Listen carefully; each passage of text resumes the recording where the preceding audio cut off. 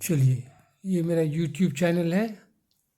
कौन है देखिए, बता अस्तु देखिए, ये है प्रोफेसर, कैपिटल P, इसमें छोटी में फुल स्टॉप, स्पेस, कैपिटल में स्पेस, कैपिटल स्पेस, या फुल स्टॉप सब नहीं है, ध्यान दीजिए, कैपिटल MISHR छोटी में। तो आंसर में भी ये बड़ी छोटी पर ध्यान दीजिए, फुल स्टॉप दीजिए, कैसे एकदम सटा के दिया जाता है, और बड़ी छोटी पर ध्यान दीजिए, स्पेस पर ध्यान दीजिए आंसर लिखने में। Okay, for help to TB patient खेदन, और मेरा व्हाट्सअप नंबर है 8210297332। ये टैबलेट मेरा है, मेरा बेटे को प्रेजेंट किया ये टैबलेट। चलिए, अब आंसर क्वेश्चन नंबर देना है। Revolving days 2007। तो डेट याद हो दीजिए, नहीं तो छोड़िए, लेकिन ये समझने से अच्छा होता है किस एज का है पोएम, इससे ये समझ में आता है। ये हो गया, ये पोस्ट मॉडर्न एज का है, सेकेंड वर्ल्ड वॉर के बाद। तो नई डेट है मत दीजिए, तो याद नहीं हो तो छोड़िए। Revolving days is a poem by a jilted lover. तो ये शब्द को याद रखना, जिल्टेड लवर मैंने वो प्रेमी जो धोखा खा गया, जो धोखा खा गया है। This means that a romantic relationship has ended in a sudden and unkind way. Romantic relation बहुत मधुर चल रहा था, लेकिन हठात टूट जाता है, बहुत कष्टकर तरीके से टूटता है। The poet is David Malouf. He is an Australian poet है। He is famous as a novelist. ये ज़्यादा इसका नाम है नॉवलिस्ट के रूप में। इस फेमस नॉवल का दूसरों का नाम दीजिए तब नंबर देगा कुछ आपको। क्या है? रैंसम, ये स्पेलिंग ठीक है, टिक कर दिया है। Second, far away Peter, the great world and an imaginary life. Novella है, नोवेला मीन्स शॉर्ट नॉवल, यहाँ फुल स्टॉप देना है। वो सब याद नहीं लोग, उसको मत दीजिए, वो सब वर्ड्स देखिए, और सिंपल हो तो वो दे दीजिए, कुछ बदलिए इसमें। अब लिखिए now let us discuss the title poem revolving days. अब ये है, इसको अब डिस्कस किया जाए। तो ये title poem means that the title of the poem book means that the title of the book is the same as the title of the poem. कभी कभी देखिएगा, पोएम का भी वही टाइटल है, किताब का भी वही टाइटल है, तो उसको जो पोएम है उसको टाइटल पोएम कहते हैं। टाइटल का पोएम, ठीक है, फिर से title poem means that the title of the book is the same as the title of the poem. ठीक है, द टाइटल पोएम्स आर, अपन पलट रहे हैं, पेज 2 में हम आ गए। ठीक है, आज अकेले हमें, अच्छा, title of the poem is generally the best poem in the book. तो प्राय टाइटल पोएम को सबसे अच्छा रखा जाता है ताकि पाठक सब खरीदे उसको। कमर्शियल ही सब है ना, पैसा कौड़ी का खेल है। The poem start with a confession. अब ये पोएम जो शुरू होता है, कन्फेशन मतलब अपनी गलती कबूल करता है। कन्फेशन माने गलती कबूल करना। That year I had nothing to go. That year I had nowhere to go. उस साल मुझे कहीं नहीं जाना था। I fell in love. मुझे प्यार हो गया, हाँ गलती कर दी है, a mistake. एकदम बोलचाल की भाषा में, लेकिन स्टाइल बाद में हम लोग डिस्कस करेंगे। The poet had no destination, no work. कोई लक्ष्य नहीं था, कोई काम नहीं था। The poet fell in love. बस प्यार उसको हो गया। To while away his time, हम कमेंट दे रहे हैं, समय बिताने के लिए कुछ करना है तो चलो प्यारे करो। This is a serious mistake. ये बहुत बड़ी गलती है, कुछ काम नहीं तो प्यारे करें, भयंकर गलती है। The poet suffers for this mistake, और कष्ट को कवि को भोगना पड़ता है गलती के लिए।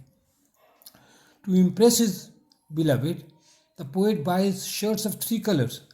और अपने प्रेमिका को दिखाने के लिए, डिंग हाँकने के लिए वो क्या करता है, 3 रंग का कमीज खरीदता है, एकदम अलग अलग रंग का।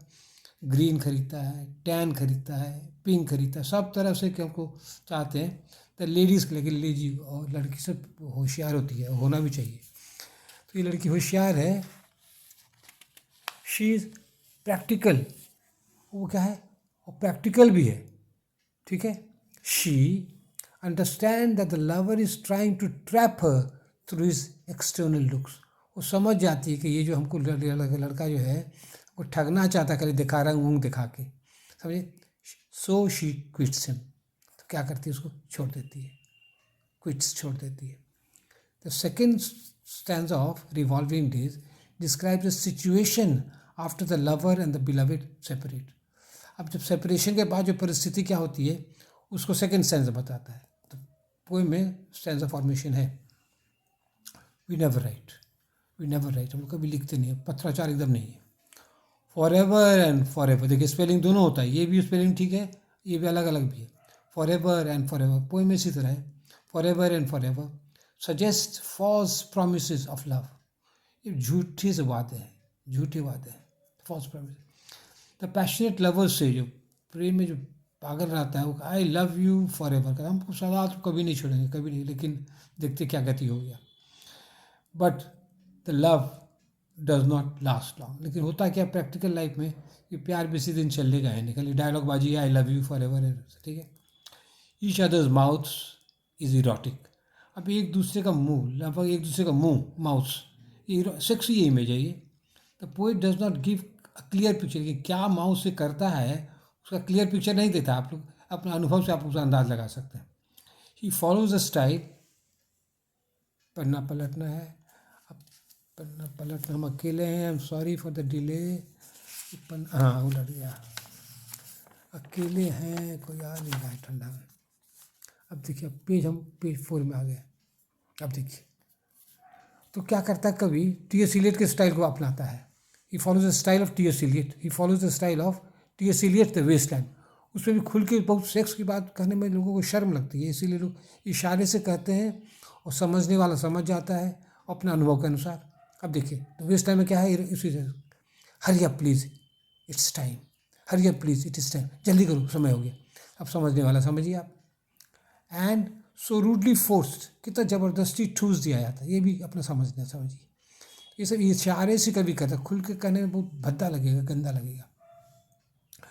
Revolving days gives the picture of the western society after world war 2. इस वेस्टर्न सोसाइटी का पिक्चर देता है वर्ल्ड वॉर 2 के बाद. डेट जब ठोकिए 1939 to 1995, importance of date world war. The poet is heart broken, कलेजा दिल टूट जाता है, because something extremely sad happen, बहुत कटु बात हो गई है, इसलिए उसका दिल टूट जाता है. अब देखिए क्या लिखता है, I am writing this to you wherever you are, whosoever is staring into your blue eyes. लगता है प्रोज की तरह लिख रहा है, एकदम बोलचाल की भाषा है. हम तुमको ये लिख रहे हैं जहाँ भी तुम हो और जो भी तुमसे प्यार करता हो, हम तुमको लिख रहे हैं. The two sided love has change to one sided love. पहले तो टू साइडेड लव था, अब लेकिन बदल के हो गया one sided love. So the title of the poem revolving days is justified. समय बदल गया है, इसलिए टाइटल जो है सही है. अब देखिए टाइटल को डिस्कस करना चाहिए आंसर में. रिवॉल्विंग गिव्स, अब पेज 5 में हम आ गए, पेज 5 में हम आए, या पेज 5. तो रिवॉल्विंग डेज क्या है, gives a picture of revolving, जो है घूमता हुआ होता है. रिवॉल्विंग मैंने क्या, घूमता हुआ. पिक्चर ऑफ व्हील, व्हील का पिक्चर देता है, चक्का भी घूमता है. The wheel of fortune is the symbol of changing fate. और ये भाग्य का जो चक्का है ना, ये भाग्य का जो चक्का जो है, ये किसका सिंबल है, फेट. भाग्य बदलते रहता है, आदमी का सुख दुख बदलते रहता है, फेट में भाग्य बदलते रहता है आदमी का, तो यही सिंबल है रिवॉल्विंग, घूमना, चक्का घूमना, भाग्य बदलना. The last stanza of the poem shows wisdom. अब देखिए अंतिम स्टैंजा में कवि को कुछ अकल हो जाती है, ठोकर खाता है, अकल हो जाता है. The poet will not start a fight with his rival. ये क्या होशियारी करता है, कहता है हम अपने प्रतिद्वंदी से लड़ेंगे नहीं. वो सब देखिए एकदम आपस में प्यार में लग जाता है, हमारी होगी उसी में जान चला जाता है. कहते हैं कि कवि जो है होशियार, कहता है हमको लड़ना झगड़ना नहीं है. The poet will not discomfort his beloved. वो पोएट जो है अपनी प्रेमिका को कष्ट भी नहीं देगा. The poet will not discomfort his beloved. He does not expect any reply from his beloved. और वो अपनी प्रेमिका से कोई जवाब भी नहीं चाहता है. He does not expect any reply from his beloved. Keats composed his best poem after he was jilted by Fanny Brown. और कीट्स सबसे अच्छी कविता तब लिखा है जब उसको प्यार में धोखा लग गया.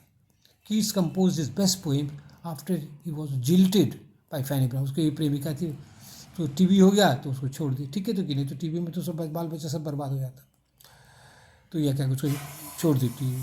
अब तब टीवी तब कीट्स जो है अपना सबसे ज़बरदस्त पोएम लिखता है, क्या लिखता है? I stand alone till love and fame to nothingness do sink. हम अकेले हैं क्योंकि अब हमको मौत का डर है, तुम्हारा हमको डर नहीं है। फिर से आई स्टैंड अलोन टिल लव, प्यार का कोई मायने नहीं रह जाता है, यश का भी कोई मायने नहीं रहता है।